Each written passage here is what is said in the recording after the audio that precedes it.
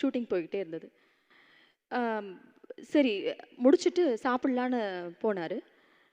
சாப்பிட போகும்போது ஷார்ட் ரெடின்னு கூப்பிட்டாங்க. பசியோட தட்டை அப்படியே வச்சுட்டு போயிட்டார். அப்போ தான் அவர் நினச்சார், நான் நாளைக்கு வளர்ந்து வரும்போது யாருக்குமே அந்த பசிங்கிற சுவடே தெரியக்கூடாது. எல்லாரும் ஒரே மாதிரி தான் இருக்கணும், எல்லாரும் ஒரே மாதிரி தான் சாப்பிடணும். கண்டிப்பாக அதுக்கு நான் ஒரு முன் உதாரணமாக இருப்பேன்னு அன்னைக்கு அவர் நினச்சாரு. இருக்கிற வரைக்கும் அவர் அப்படி வாழ்ந்தும் காட்டினார். நாம் எல்லாரும் அந்த வழியை பின்பற்றுவோம்.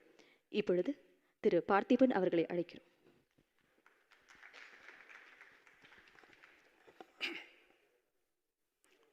மரியாதைக்குரியவர்களுக்கு என் பணிவான வணக்கம். இந்த தென்னிந்திய நடிகர் சங்கத்தை புதிய பொலிவோடு புதிய கட்டடத்தில் பார்க்கணுன்னு கடுமையாக உழைத்தவர் திரு விஜயகாந்த் அவர்கள். எனவே இந்த தென்னிந்திய நடிகர் சங்கத்தில் ஏதாவது ஒரு வளாகத்திற்கு திரு விஜயகாந்த் அவர்களின் பெயரை வைக்கப் போவதற்கு முன் அறிவிப்பாக இந்த அஞ்சலி கூட்டத்தை நடத்தும் நடிகர் சங்கத்துக்கு என்னுடைய நன்றியும் பாராட்டுக்களும். இங்கே பின்னாடி நினைவேந்தல் கூட்டம்னு போட்டிருக்கு. கூட்டம் என்பது கூட்டப்படுவது, காசு கொடுத்தோ பிரியாணி கொடுத்தோ கூட்டப்படுவது. ஆனால் இந்த கூட்டம் அந்த மாதிரி கூடப்பட்ட ஒரு கூட்டம் இல்லை.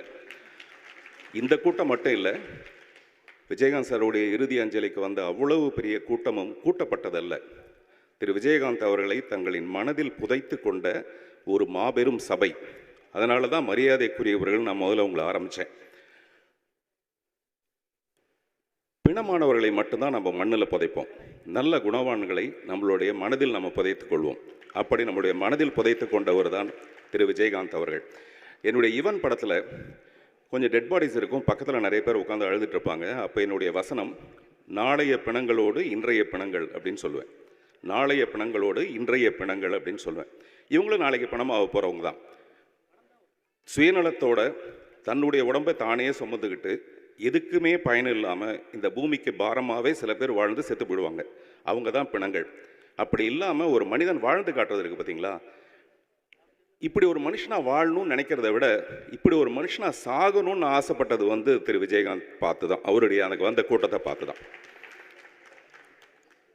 வாழும்போது காரு தேரு நிறைய சந்தோஷமாக வாழ்ந்துருவாங்க, ஆனால் சாகும்போது நாதியே இருக்காது. அப்படி இல்லாமல் இப்படிப்படிய ஒரு கூட்டத்தோட அவருடைய மறைவுன்றது நம்ம மனசுக்குள்ளே மனிதாபிமானத்தை வளர்க்கணுன்ற ஒரு பெரிய விருப்பத்தை நமக்கு ஏற்படுத்துச்சு. அதே மாதிரி அவருடைய மனது அது ஒரு தாய்ப்பால் மாதிரி கருணையை சுரைக்கிற ஒரு மனது. அது ஒரு தாய்க்கு சமம். விஜயகாந்த் அவர்கள் ஆண்பாலாக இருந்தாலும் அவர் ஒரு தாய். எனவே தான் இந்த நேரத்தில் திருமதி பிரேமலதா விஜயகாந்த் அவர்களை நான் நினைவு கூற விரும்புகிறேன். பிள்ளைகளை சுமக்கிறது தாயாக இருக்கலாம், ஆனால் கணவனை சுமக்கிற ஒரு தாய்ங்கிறது உலகத்தில் மிக அரிது. அப்படிப்பட்ட ஒரு தாயாகத்தான் திருமதி விஜயகாந்த் அவர்கள் இருந்தார்கள்.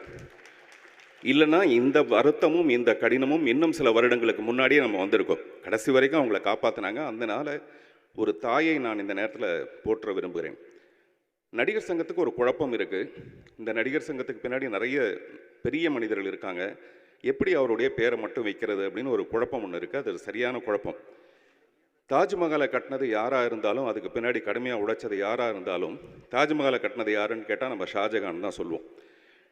அந்த மாதிரி ஒருவேளை தாஜ்மஹாலுக்கே கடன் இருந்திருந்தா கூட, பேங்க்கில் வச்சு கடன் வாங்கியிருந்தா கூட, அந்த கடனை அடைச்சி தாஜ்மஹாலை கட்டினது யாருன்னு கேட்டால் விஜயகாந்த்னு சொல்கிற அளவுக்கு அவர் உழைச்சிருப்பார்.